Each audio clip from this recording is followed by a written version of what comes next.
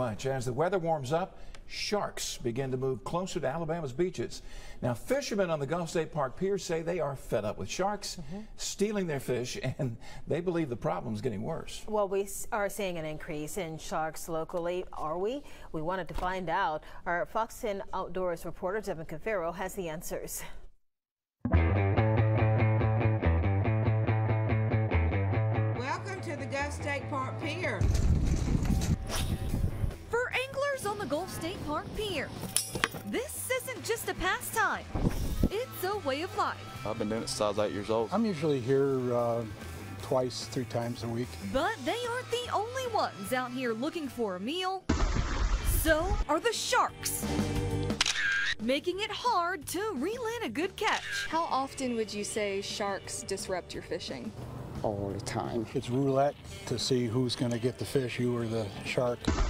From full-blown feeding frenzies 30, 40 of them come up and start eating. to tiny shark pups. About an 18-inch got on my bull minnow. And even when you can't see them from the surface, drone video shows they're always swimming nearby, sometimes just feet away from the shore. There's more sharks here now than there has been in the past. Never been this thick.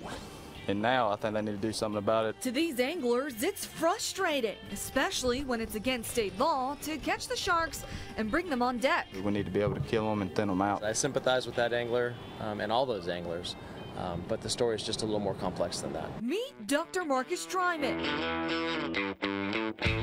He's a shark expert with Mississippi State University and the Dauphin Island Sea Lab.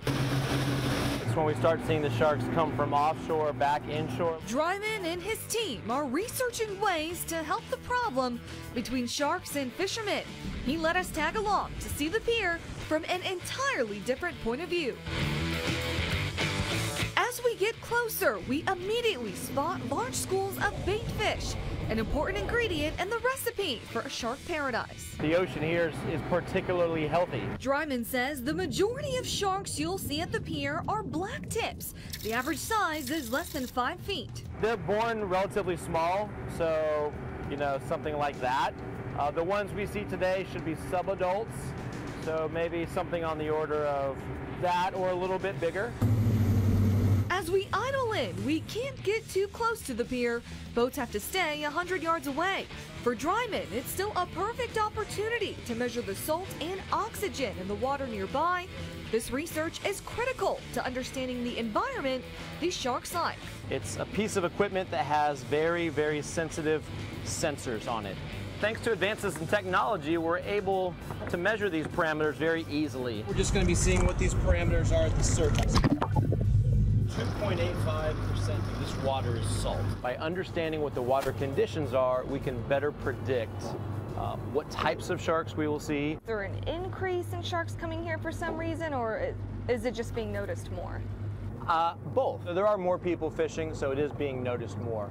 However, I'll say it's equally a measure of a shifting baseline.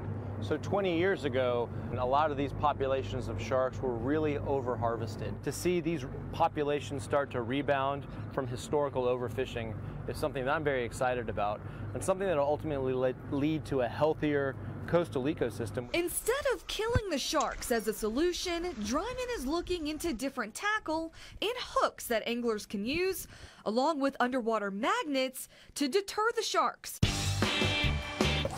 For some back on the pier, it's an encouraging start.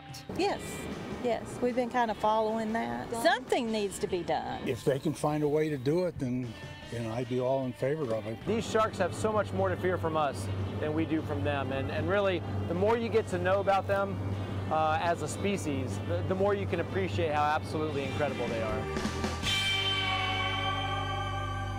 And officials from the Alabama State Parks Department tell us they are also aware of these shark concerns. They recently did an in-depth survey of almost 1,000 anglers, and you can see right up here at the top that almost 60% say they're not happy. The agency is exploring the option of controlled shark fishing, though, and we're told changes to the pier rules could happen in the coming months. In the meantime, you can find the full results to this survey on our website, fox10tv.com.